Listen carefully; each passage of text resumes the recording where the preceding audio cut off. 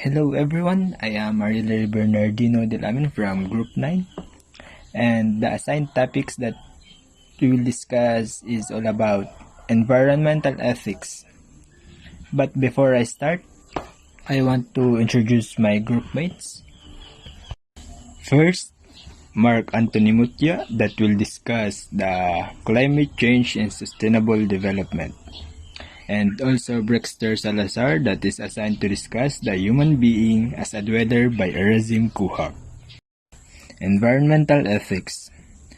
First published Monday, June 3, 2002. Substantive revision Friday, December 3, 2021.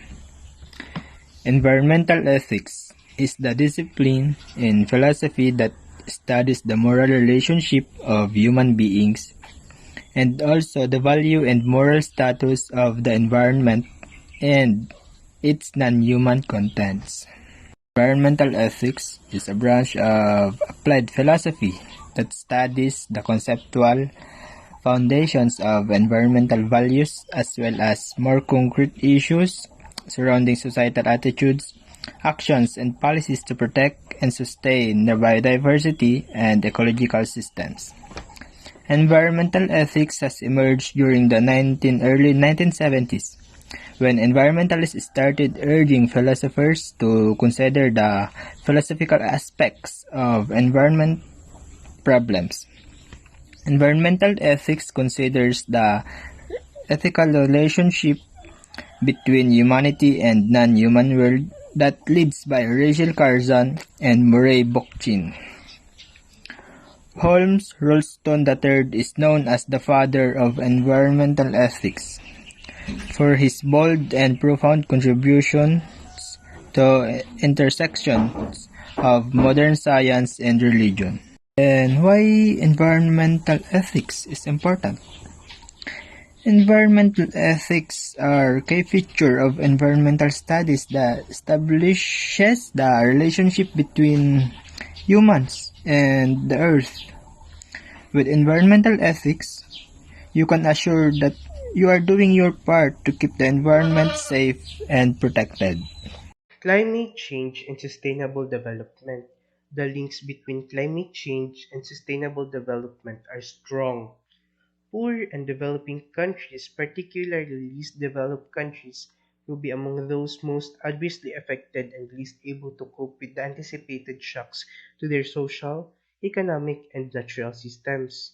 According to Newman, shifting biodiversity and shifting climate conditions affect our food sources, rising sea levels, the way we design our cities, and more. Many challenges for sustainability both affect and affected by the climate. So let's take as an example example country is the Philippines. So we all know Philippines is one of the developing countries. As a developing country, we are aiming or like we are much eager to expand to the point that we are hurting our nature. So like for example, the forest, we are destroying our natural environment and natural resources as well just to build the new establishments, subdivisions, and etc. that we will ta- even the animals and lahat na all living things are affected sa climate change. Dili lang man kita humans ang ma-affect good. So, mo gani siya. So, I have this thought na human needs never ends. Every single day, our needs, I mean the human needs, becomes bigger and bigger, like more and more. It's like we are not contented with enough. It's like, enough is not enough for us. We're not contented, like we want more. We want more and more and more. And that's not good. I could say that's not good for us. Okay. Next slide. The international political response to climate change began at the Rio Earth Summit in 1992. Also take note that it began in the Rio Earth Summit in 1992, ha? So where the Rio Convention included the adoption of the UN Framework on Climate Change or UNFCCC, this convention set out a framework for action aimed at stabilizing atmospheric concentration of greenhouse gases (GHGs) to avoid dangerous anthropogenic interference with the climate system. The UNFCCC, which entered into force on 21st March 1994, now has a near universal membership of 197 parties. In December 2015, the 21st session of the Conference of the Parties COP21 CMP1 convened in Paris, France, and adopted the Paris Agreement, a universal agreement which aims to keep global temperature rise for this century well below 2 degrees Celsius, with the goal of driving efforts to the limit temperature rise to 1.5 degrees Celsius above pre-industrial levels. So their summit or their meeting tackles about having this agreement na dili ta maglampas sa 2 degrees Celsius sa on a century. So maglimit lang siya og 1.5 degrees, like they are driving efforts nga makuan nila ang goal to help our nature nga dili ay tungod sa climate change man gud ni siya. So it's kuan nga nagapaningkamot pud ang mga countries is the like the UNFCC. I mean the uh, nga maningkamot sila nga dili ta magkuan about sa climate change. Next slide. Sustainable Development Goal 13 aims to take urgent action to combat climate change and its impact, while acknowledging that United Nations Framework Convention on Climate Change is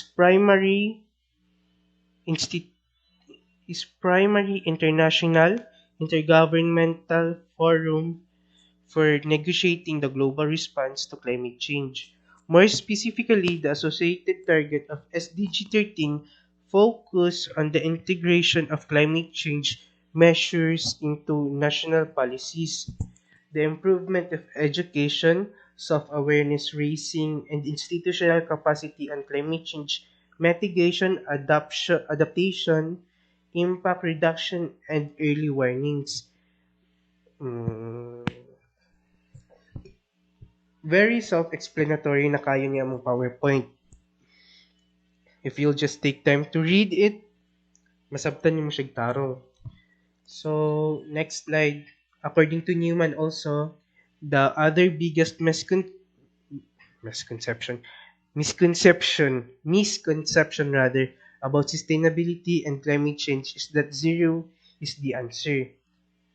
Whether that means zero waste or zero carbon emissions, in fact, she says sustainability is a balancing act which aims to provide enough resources for the people to live full, healthy lives without compromising humanity's future.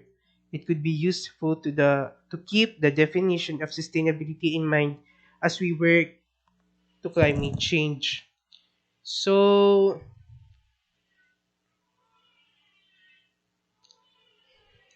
the UN or the whole part of the UNFCCC, I mean, is planning a mitigation on how to prevent the climate change. However, take note how we cannot accomplish it if we will not cooperate and do our part as a human being. So dapat as a human being, you know what to do or you know how to help dapat imong country. I mean, dili ka magpasaya lang nga di ka mo kuan mulihok kay tungod ani ana. So dapat do your part. We must do our part to help our environment to be saved. Thank you.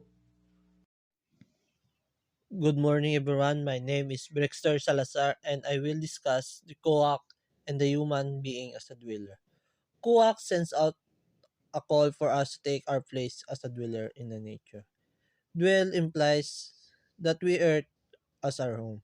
We take care of it and treat it with respect because the earth is the only place in the universe that allows our species to live comfortably from the air we breathe and from the from food we eat. Kuwak tell the human to take care the nature. We should treat the earth as our home and we should respect what is given to us. We all know the earth is the only place in the universe we can live because all we need here are like air, food, and comfortable place. We should not abuse what is given to us. But the problem is rarely do we care about the things that we do not consider to be ours. This results the problem that we are facing nowadays such as overpopulation, climate change, and pollution. So most of us have no care in nature because we don't consider to be ours. We all know that we are experiencing now the climate change, overpopulation, pollution, all of these can harm us. So we must need to be care what we belong to us. Our existence to earth is by far most expensive way compared to that other species. We demand so much in nature. Shelter, clothes, cars, factory, and gadgets. Our existence here in earth is most expensive way compared to the other species live here. Human demands so much things in nature like shelter. We all know that being a human, we need shelter so we can find peace and comfort. Clothes. Human should need this to become presentable, but some of our resources become lower. Cars. We all know the human made this in order for us to do the things easier. But the cars can give us pollution and overuse our other resources like gasoline order for us to feel comfortable. Factories have a lot of people will help but the factories also can give us disease because lot of machine they can harm people and can give pollution. And last, gadgets. Help us humans to communicate easily to be our loved ones, but people did not know the bad effects of gadgets into our nature because most of the people don't have an interaction into nature because they are most of all of time is in their gadgets. Our species has become the most voracious consumer all in nature. Number one, destroy natural habitat. Human human destroy the natural habitat here on earth like cutting trees. The people do not know the cutting trees can do flash floods and the landslides in the mountain. Number two, produce so much non-biodegradable. We all know the human produce many non-biodegradable like cellophane and plastic.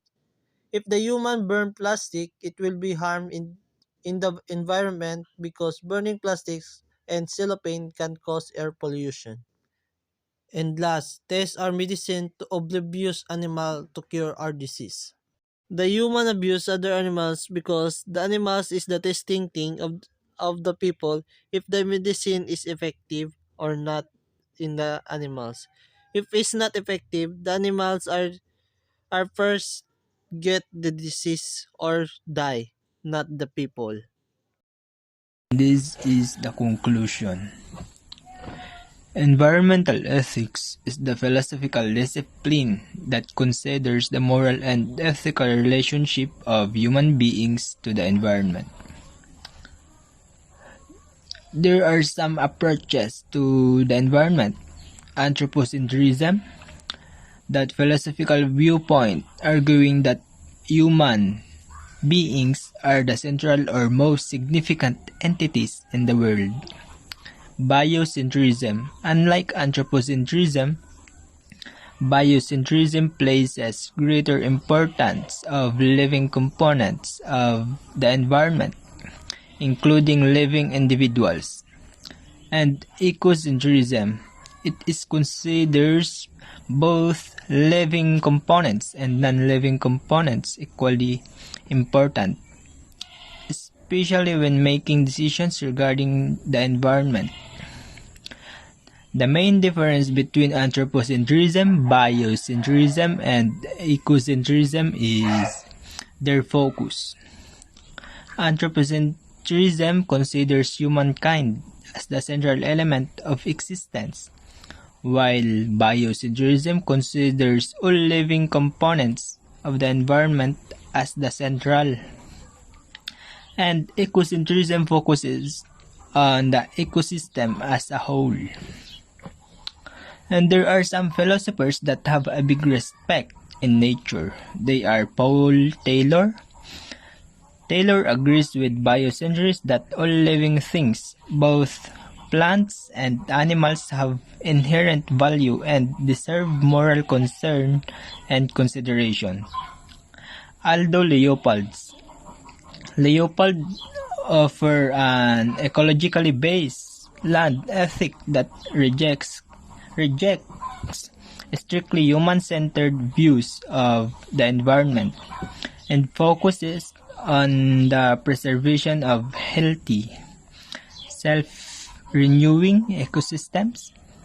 And the last philosopher is Razim Kuhak, offers a helpful way to understand the link between liberalism, the liberal imagination, and popular culture. We talk also about the climate change and sustainable development. Sustainable development may reduce vulnerability to climate change, and climate change may impede nations' abilities to achieve sustainable development pathways. Sustainable development can reduce vulnerability to climate change by enhancing adaptive capacity and increasing resilience. And the point of this topic is to remind everyone that it is a responsibility of everyone to protect our environment. Let us fulfill our responsibilities in environmental protection, creating a quality ecological environment and sharing wonderful green living together. That's all. Thank you. A reflection about the short animated film entitled Living Home by Joss Leoma. Everyone in the world needs to get out of his comfortable life and become self-sufficient. The narrative depicts a man's emotional attachment to his mother. This stops him from facing the outside world, and after the occurrence, it is evident that the house can only be termed a home because of the mother. The terrible part is that the boy readily continues his adventure outside his house after the tragedy. Because the son's mother is the most important person in his life, returning home is pointless when there is no one who loves as much as a mother. It's especially tragic that the mother appears to have given her life for her son.